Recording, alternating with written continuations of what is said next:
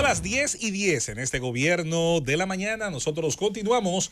Es el momento de escuchar la participación de nuestra compañera Julieta Tejada. Muchísimas gracias, José Luis. Los buenos días para don Bienvenido Rodríguez León, doña Isabel Rodríguez, Bienvenido Rodríguez Durán, quise decir, repetí 2 veces León. Bien, Chite. Pero está bien.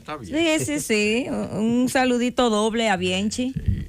Un abrazo como cada mañana a don Álvaro Albelo Hijo, a ustedes, mis compañeros aquí en cabina, mi cariño, mi saludo, como siempre.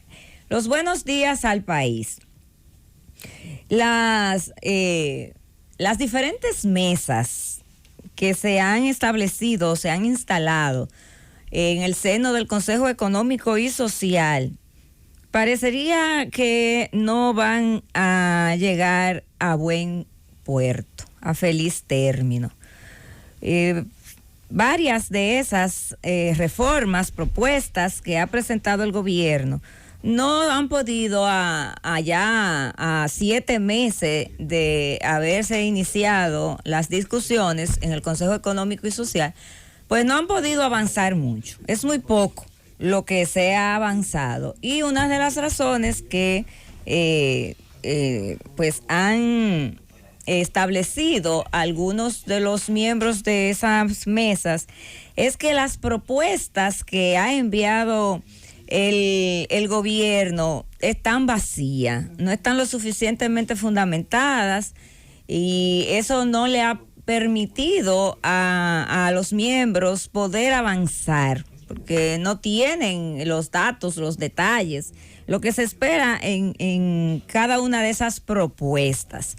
Y muchas de ellas también se están conociendo, han sido también introducidas de manera paralela en el Congreso Nacional. Así que ahí como que hay un tema de que no está muy bien afinado, porque todavía ellos están hablando de metodología, de cómo van a llevar a cabo las conversaciones, etcétera, etcétera. Lo que sí es cierto es que no se ha avanzado.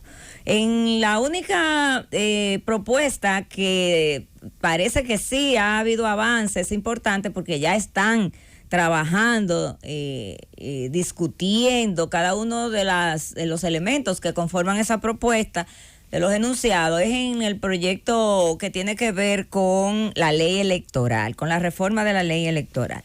El tema de la reforma constitucional, por ejemplo, ya todos vemos que parecería que eso no va a llegar a ningún lugar. Y digo que no va a llegar a ningún lugar porque cuando se ha conocido en detalles lo que se está proponiendo, entonces pues nos hemos dado cuenta que la propuesta se contradice con el leitmotiv principal de esa reforma constitucional, que es lo que tiene que ver con la independencia del Ministerio Público. Digamos que esa propuesta que se enarboló desde la campaña electoral y que caló, hay que decirlo, la gente entendía que, bueno, si es cierto que el Ministerio Público no es independiente y se va a trabajar una propuesta para hacerlo independiente, pues que bueno, todos lo apoyamos. Que bueno, si se quiere fortalecer el sistema judicial y de manera muy específico el Ministerio Público, bueno, pues qué bueno, porque en la medida en que tenemos un Ministerio Público y un poder judicial, un sistema judicial en sentido general bien fortalecido, bueno, pues todo el mundo aspira a eso, nadie se opone a eso. Pero lo que ha sucedido es que cuando se lee la propuesta, entonces hay que concluir con que en vez de fortalecer el sistema de justicia, lo que se va es a debilitarlo. Y que esa independencia que fue enarbolada por el hoy presidente de la República, en el sentido de que el Ministerio Público no debía ser nombrado por el presidente de la República, En eso se fundamentó básicamente la independencia del Ministerio Público. Bueno, pues sucede que también se cae, la propuesta se contradice, cuando la propia propuesta establece que es el presidente de la República quien nombrará al Procurador General de la República, pero no solamente al Procurador General de la República, sino que nombrará a sus adjuntos. Pero entiéndase bien, no solamente a los 7 adjuntos, que son lo que establece constitucionalmente en el día de hoy, se establece constitucionalmente en el día de hoy que son los nombrados por el presidente, sino que se van a nombrar los 14 que establece la ley.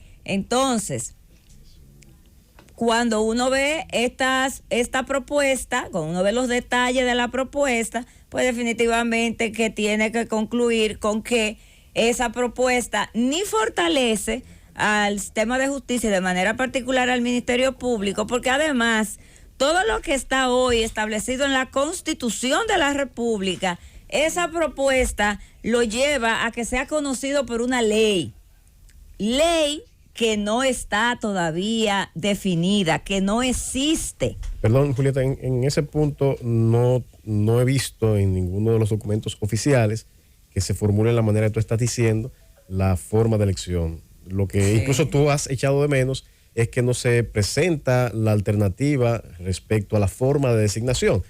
Y entiendo que esto es una base que está proponiendo el Ejecutivo para discusión, y eso es el diálogo, para que todas las partes aporten. Lo que somos críticos es de aquellos que han tenido la oportunidad de estar en ese diálogo, de presentar otras alternativas, y en vez de aprovechar ese escenario, lo que hacen es retirarse con, a mi juicio, un interés total y plenamente egoísta. Entonces, no es cierto que con esa propuesta que ha presentado el Ejecutivo en el seno del Consejo Económico y Social se esté buscando el fortalecimiento, porque yo le pregunto del Ministerio Público, yo le hago la siguiente pregunta.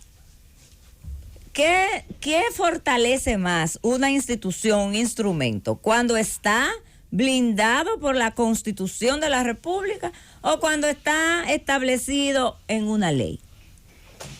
Pero además, una ley que no existe. Yo te respondo, cuando se cumple por tradición, no hace falta.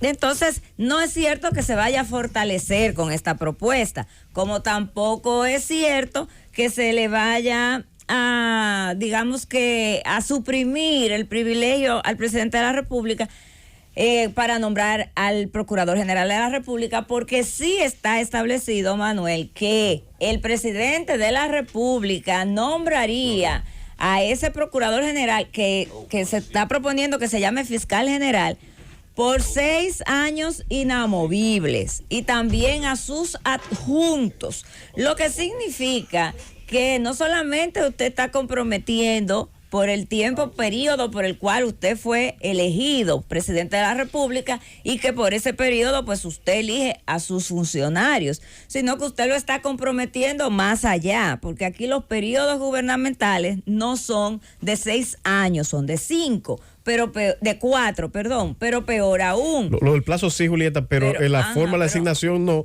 Y hay otras instituciones, por ejemplo, que tienen esa designación que excede un mandato. Por ejemplo, las superintendencias, casi todas tienen un periodo mayor al periodo que engloba un gobierno. Muchos consejos por igual exceden el periodo que yo quiero dar. El periodo de un gobierno determinado. Sí, pero mi análisis viene en el sentido de que si el presidente de la República dice que quiere quitarle esa prerrogativa que tiene y de la cual que conste que yo no estoy de acuerdo, yo entiendo que el presidente de la República tiene la potestad, tiene la prerrogativa y debe tenerla sobre nombrar al Procurador General de la República, porque ese es el brazo ejecutor del Ejecutivo para la persecución de los delitos y los crímenes del país. Yo siento como miedo a quitarle esa prerrogativa al presidente de la República. Es lo que siento en los críticos de esta propuesta que hace el Ejecutivo. Pero es que eso no es así. ¿Por qué? Porque no se le está quitando. El presidente de la República, si esa reforma constitucional pasa y se llegara a conocer en este periodo gubernamental, estamos hablando que el presidente de la República de hoy, el presidente Luis Abinader, nombraría por 6 años al procurador. Es que no es esa la propuesta, además este debate. Esa es la propuesta. Esa es la propuesta, porque no puede ser que todo el mundo esté equivocado, menos tú. Esa es la propuesta, porque ese es el análisis que han hecho la mayoría de los juristas. Pero de ¿dónde este está país? el documento en el que se presentó eso? El documento oficial que he visto, que se ha presentado a la mesa de diálogo, no plantea un método específico, sino que lo deja al debate en el proceso de selección de ese Ministerio Público. Plantea, Manuel, porque no podemos confundir a la población dominicana. Por eso te lo digo. Plantea que el presidente de la República nombraría a ese fiscal general, que es el mismo procurador, por 6 años inamovible, y a sus adjuntos, y deja para luego que esa ley, que no existe aún, establezca el mecanismo para su elección. Pero eso es a posteriori. Eso es después que ya el presidente ha nombrado al Procurador General de la República. Entonces, ¿qué es lo que ha pasado? ¿Por qué se ha retirado la posición representada en los principales partidos políticos que se ausentaron de ese diálogo? Porque es una propuesta que no genera confianza. Es una propuesta que no genera credibilidad. ¿Por qué? Porque los elementos que se están expresando y que forman parte fundamental de esa propuesta se contradicen con los motivos, los fundamentos que estableció el Ejecutivo para mandar una propuesta de reforma a la Constitución de la República. Y por eso en este momento, hoy en día, en este momento, al día de hoy, no hay, la gente ya le ha ido perdiendo confianza a esa propuesta. No hay, porque no tiene credibilidad, porque no es coherente con lo que estableció el presidente de la República. Y por eso no hay consenso. Y para que haya una reforma constitucional, lo primero, señores, que debe haber es el consenso de todos los sectores, el consenso social, el consenso político. Y bajo un estado de desconfianza no puede haber consenso, por lo tanto no puede haber reforma a la Constitución. Llévatelo, Cundo.